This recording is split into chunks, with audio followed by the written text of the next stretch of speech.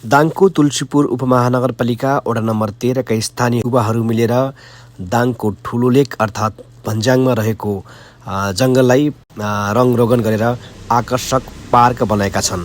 तुलसीपुर उपमहानगरपालिका वडा नम्बर 13 मा पर्ने उक्त वनमा चाहिँ युवाहरू सोफुट मिलेर आफै रकम सङ्कलन गरी आफै नै श्रमदान गरेर पार्कमा रङरोगन गरेका छन्। त्यस्तै अस्तव्यस्त अवस्थामा रहेको पार्कको जङ्गललाई व्यवस्थित तरिकाले फडानी गरेर रङरोगन गरेर पतङ्गाहरू लगाएर चाहिँ आकर्षक बनाएका छन्।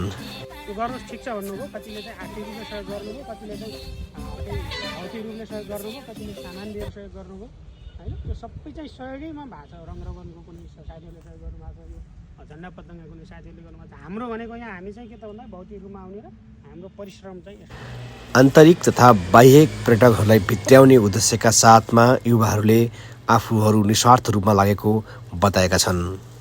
बनाऊ भन्ने हाम्रो चाहिँ उद्देश्य चाहिँ व्यवस्थित बनाऊ, यहाँ फोहोर नगरौँ, पर्यटक भित्र्याउँ, आन्तरिक बाह्य पर्यटकहरू चाहिँ सहज मिलोस्, घुम्ने ठाउँ होस्, एउटा आन्तरिक पर्यटकको गन्तव्य बिन्दु बनोस् भन्ने उद्देश्य। युवाहरूको यो कदमलाई तपाईँ के भन्नुहुन्छ? कृपया आफ्नो प्रतिक्रिया दिनुहोला।